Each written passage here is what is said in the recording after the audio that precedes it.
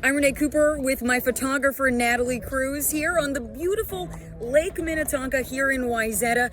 We talked to a boat rental service today. They were the ones that reached out and said there's a lot of uncertainty going on in the industry right now with the rise in tariffs on those raw materials that need to be imported to make most boats in the U.S. We're talking aluminum and steel, and tariffs are up to 25% now. That happened in March.